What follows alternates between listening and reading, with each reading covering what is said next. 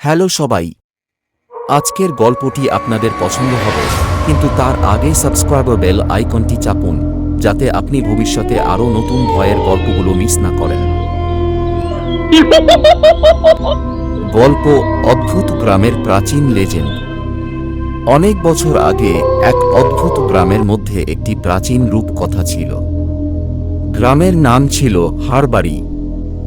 এই গ্রামটি নদীর ধারে অবস্থিত, তবে সারা গ্রামটি একটি অদ্ভুত রহস্যের মধ্যে আবদ্ধ ছিল। গ্রামের লোকেরা বলতো, রাতে যখন পূর্ণিমার চাঁদ উঠত তখন গ্রামের অন্ধকার গলি থেকে এক রহস্যময় আওয়াজ শোনা যেত। আওয়াজটা এমন ছিল যেন কেউ কাঁদছে অথবা কেউ অদৃশ্য হাতে সাহায্য চাইছে। গ্রামের সবচেয়ে বয়স্ক ব্যক্তি দাদু রাজু বলতেন, এটা কোনো সাধারণ ঘটনা নয়। এই আওয়াজ শোনার আগে তোমাদের বিশ্বাস রাখতে হবে যে এই গ্রামের ভূতেরা আজও জীবিত। তারা এই গ্রামে বহু বছর ধরে ঘুরে বেড়াচ্ছে। দাদু রাজুর এই কথা শুনে সবাই ভয় পেয়ে যেত, কিন্তু কেউ কিছু বলতো না। গ্রামের যুবকরা এই রহস্য সমাধান করতে আগ্রহী ছিল। তাদের মধ্যে ছিল এক সাহসী তরুণ বালু।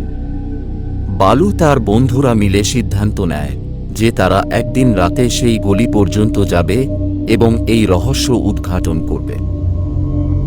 একদিন পূর্ণিমার রাতে বালু ও তার বন্ধুরা একত্রিত হল। তারা একটু ভয় পেয়েছিল, কিন্তু সাহসী বালু তাদের পথ দেখাল। তারা ধীরে ধীরে গ্রাম ছেড়ে অন্ধকার গলিতে প্রবেশ করল। গলির মধ্যে চারপাশে পুরনো মাটির গড়ন এবং অদ্ভুত গাছপালা ছড়িয়েছিল। হাওয়ার মধ্যে কিছু একটা অদ্ভুত ঘ্রাণ ছিল। তারা কিছুটা এগোতেই হঠাৎ করে একটি উজ্জ্বল আলো দেখতে পেল। আলোটি কোনো সাধারণ আলো ছিল না, বরং এটি আকাশের মতো জ্বলছিল, কিন্তু মাটির উপরে ছিল। সেই আলোকে অনুসরণ করেই তারা একটা পুরনো ভাঙা মন্দিরের সামনে পৌঁছাল। মন্দিরটির দরজা খোলা ছিল এবং ভিতরে কিছু অদ্ভুত চিহ্ন দেখা যাচ্ছিল। এটা কি? বালু বলল, এই মন্দিরটি কিভাবে এখানে এলো? তাদের মধ্যে এক বন্ধু বলল, এটা সেই পুরনো মন্দির যার কথা দাদু রাজু বলেছিল। কিন্তু কেন এখানে এলাম আমরা? ঠিক তখনই মন্দিরের ভিতর থেকে একটি ভয়ঙ্কর আওয়াজ শোনা গেল। কারা এসেছো এখানে? এক ভয়ঙ্কর কণ্ঠস্বর মন্দির থেকে ভেসে আসল। তারপর অন্ধকার থেকে এক বিশাল রাক্ষসের শীতল চোখ বের হয়ে এলো। সে একটা বিশাল শকুনের মতো দেখতে, তবে তার চোখ ছিল মানুষের মতো। রাক্ষসটি তাদের দিকে এগিয়ে আসল। বালু সাহস করে বলল, আমরা তোমার রহস্য উদ্ঘাটন করতে এসেছি। তুমি কি এখানে বাস করো? রাক্ষসটি হাসল, হ্যাঁ, আমি এখানে বাস করি, তবে আমার সাথে যারা এসেছিল তারা আর ফিরে যেতে পারেনি। তোমরা কি ভেবেছিলে আমাদের ক্ষমতা বুঝতে পারবে? তাদের মধ্যে আতঙ্ক ছড়িয়ে পড়ল, কিন্তু বালু হাল ছাড়ল না। সে জানত, এই রহস্য যদি তাদের অজানা থাকে তাহলে তাদের গ্রামের মানুষ ভবিষ্যতে বিপদে পড়বে। রাক্ষসটি তাদের দিকে এগিয়ে আসতেই বালু তার একটি পুরনো গ্রাম্য উপদেশ মনে করল, তুমি যদি এই ভূতকে পরাজিত করতে চাও তোমাকে সত্যিকারের সাহসিকতা দেখাতে হবে।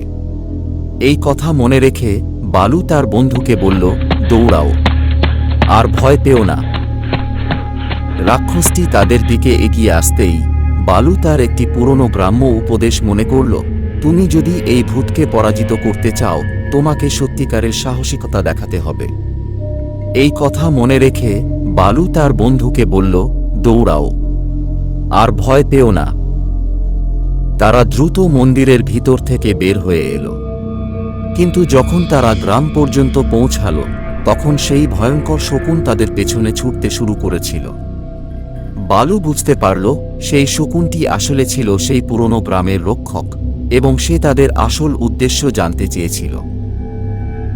অবশেষে তারা গ্রামে ফিরে এসে বুঝতে পারে সেই শকুনটি আসলে গ্রামটির আত্মা, যিনি গ্রাম রক্ষা করছিলেন।